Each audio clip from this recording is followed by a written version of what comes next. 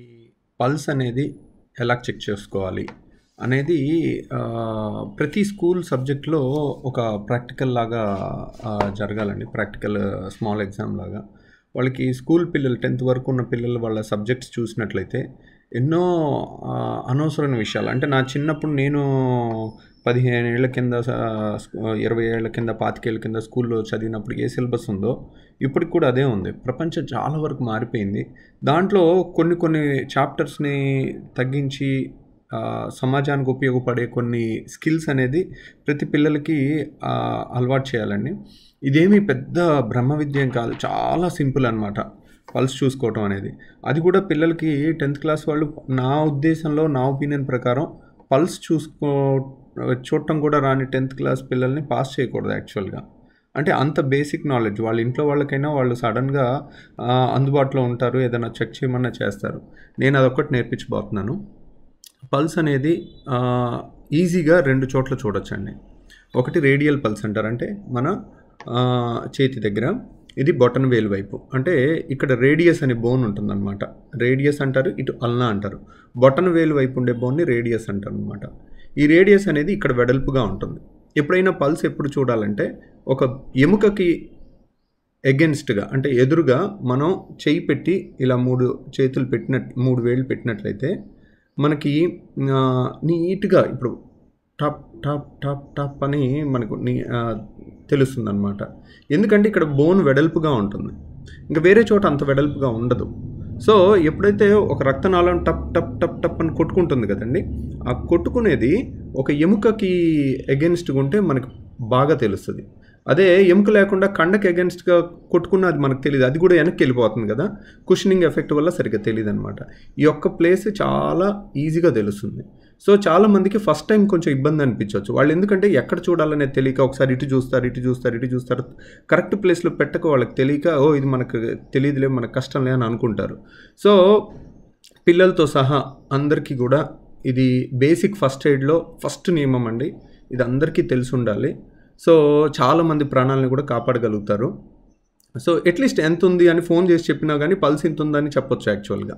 So ఇప్పుడు ఒక్కోసారి pulse oximeter ఈ మధ్య కోవిడ్ తర్వాత చాలామందికి పల్స్ ఆక్సిమీటర్ అనేది చాలా అవగాహన వచ్చింది, కానీ అందరికీ ఇంకా కంప్లీట్గా ఒక్కోసారి అందుబాటులో ఉండకపోవచ్చు.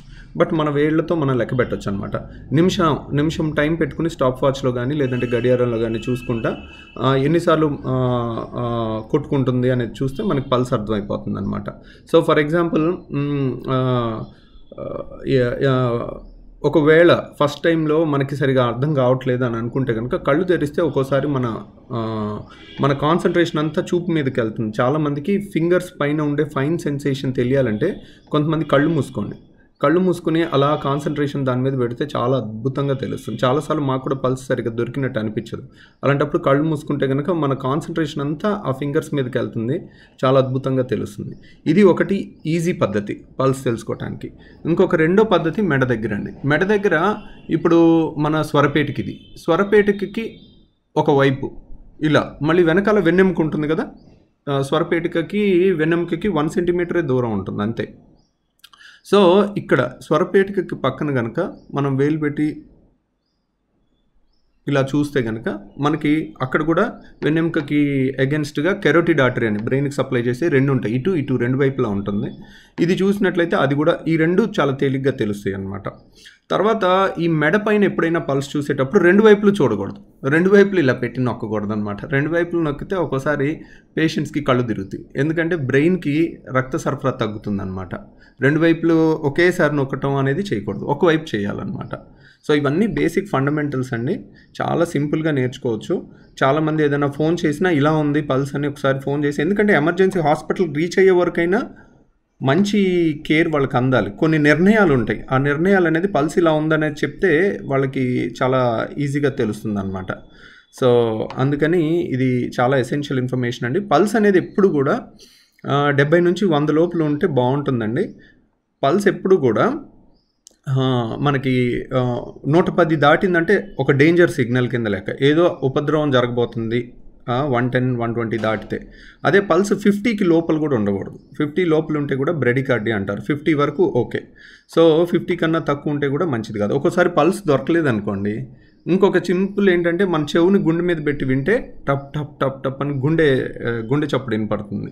సో ఓకే అమ్మ అన్కాన్షియస్ అయి పడిపోయి ఉన్నారు ఒక పేషెంట్, అట్లీస్ట్ గుండె మీద చెవు పెట్టి వింటే గుండె టప్ టప్ టప్ కొట్టుకుంటుంది అనుకోండి, మీ ఇంట్లో వాళ్ళ గుండె మీద చెవు పెట్టి మీరు చూడండి, మీ పిల్లలకి కానీ మీ ఫాదర్కి కానీ. మీకు అంటే గుండె చప్పుడు అంటే ఎలా ఉంటుందనేది తెలిస్తే నెక్స్ట్ టైం దాన్ని ఈజీగా కనిపెట్టగలుగుతారు.